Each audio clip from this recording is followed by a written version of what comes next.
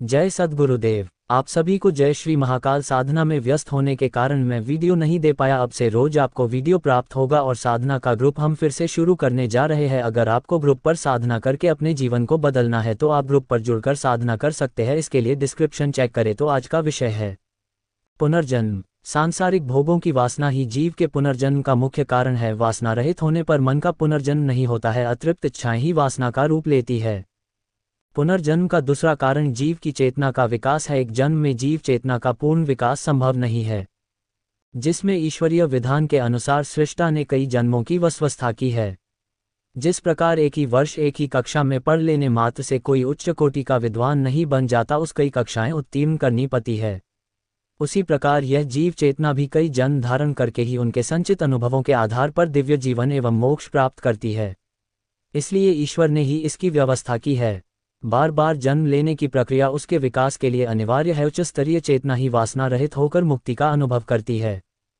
पुनर्जन्म का तीसरा कारण कर्मफल भोग भी है। सृष्टि का ऐसा विधान है कि सभी कर्मों का फल होता है जिनको भोगना आवश्यक है। स्थूल कर्मों का भोग स्थूल शरीर से व स्थूल लोक में ही भोगा जा सकता है। इस भोग के लिए जीव चेतना का पुनर्जन्म होता है। कर्म का नियम ही ऐसा है कि वे बिना भोगे समाप्त नहीं होते, न जीव चेतना का विकास ही होता है। इसी के लिए बार बार जन्म लेना पड़ता है। मन मृत्यु के बाद मन स्थूल शरीर के कारण मन की शक्ति एवं उसकी कार्य क्षमता में कमी आ जाती है। लह अनेक प्रकार की वासनाओं, कामनाओं, इच्छाओं आदि से ग्रस्त होकर सांसारी मोह, ममता, ईर्ष्या, द्वेष, कलह, लोभ, लालच, आसक्ति, राग, शरीर पोषण, अहंकार, तृप्ति आदि में इतना उलझ जाता है जिससे उसकी शक्ति कई मार्गों में व्यय हो जाती है।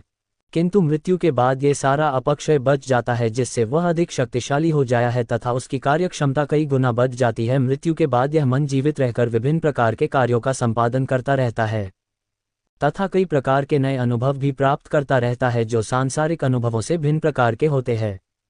यही मन अपने स्तर के अनुसार विभिन्न लोकों का भ्रमण करता है, सुख दुखों का अनुभव करता है, स्वर्ग नरक की अनुभूति भी यही करता है। सूक्ष्म जगत के विभिन्न प्रकार के प्राणियों के संपर्क में आता है, उनसे अपने नए संबंध बनाता है। कई पुराने साथी व प्रियजनों के साथ भी उसका संपर्क हो जाता है।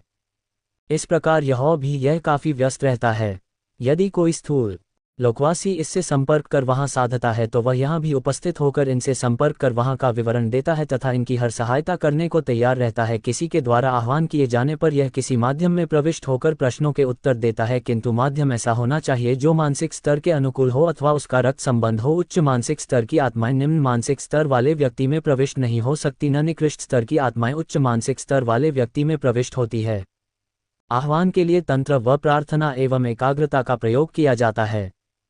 जो आत्माएं सांसारिक वासनाओं से अधिक ग्रस्त होती है, उनका भौतिक शरीर न होने से वे उन वासनाओं की पूर्ति नहीं कर सकती, इसलिए वे उनकी पूर्ति के लिए किसी उपयुक्त शरीर के माध्यम की तलाश में भी रहती है, जिससे वह उस शरीर के द्वारा उनका भोग कर सकें। ऐसी आत्माएं किसी उपयुक्त शरीर पर जबरदस्ती अपना अधिकार जमा लेती है तथा जब तक उन्हें संतुष्ट नहीं कर दिया जाता तब तक उनकी पीछा नहीं छोड़ती। कुछ तांत्रिक साधनाएं हैं जिनसे किसी प्रेतात्मा को प्रलोभन आदि देकर उन्हें अपने वश में किया जाता है तथा इनसे इच्छित कार्य भी किया जा सकता है। कई तांत्रिक इन आत्माओं की सहायता से विभिन्न प्रकार के चमत्कार भी दिखाते रहते हैं। मन का अर्थ है मनन, चिंतन, विचार जो दिखलाई दे, उसके साथ चिंतन की धारा को जोड़ दे।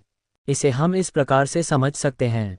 हम एक फूल देखते हैं, जब तक देखते हैं तब तक हमारे मन से फूल का संबंध नहीं है, लेकिन जैसे ही हम कहते हैं फूल बहुत ही सुंदर है, सुगंध में है, उसी पल मन से फूल का संबंध जुड़ जाता है तथा हमारे और फूल के बीच अस्तित्व अनिवार्य हो जाता है। इसी प्रकार जब हम कहते हैं कि फूल बेकार है, उसमें सुगंध तो है ही नहीं, तब भी मन हमारे और फूल के बीच आ जाता है। कहने का मतलब यह है कि अच्छे और बुरे दोनों ही स्थितियों में मन की उपस्थिति अनिवार्य है। फूल के बारे में अच्छी और बुरी धारणा यदि कोई बनाता है तो वह है मन। हम मन के अधीन हो जाते हैं। मन विचार, भाव, शब्द आदि को आविर्भूत करने वाला एक यंत्र है। वह इन सब का मूल स्रोत है। मनुष्य मन की अवस्था में दो प्रकार से हो सकता है। पहली है गहन बेहोशी की अवस्था और दूसरी है समाधि की अवस्था। पहली अवस्था में आत्मा के नीचे चला जाता है मन। समाधि की अवस्था में मन अपने केंद्र के अंतराल में समाहित हो जाता है और आत्मा मन से रहित होकर सूक्ष्म जगत और लोकांतरों में भ्रमण करने के लिए तत्पर हो जाती है। पहली बार आत्मा इस जीवन और जगत को बिना मन के माध्यम से देखती है और इसके वास्तविक स्वरूप का दिग्दर्शन करती है। आपको अगर हमारा वीडियो अच्छा लग रहा है तो चैनल को सब्सक्राइब करें और फॉलो करें और साधना करने के लिए डिस्क्रिप्शन चेक करें।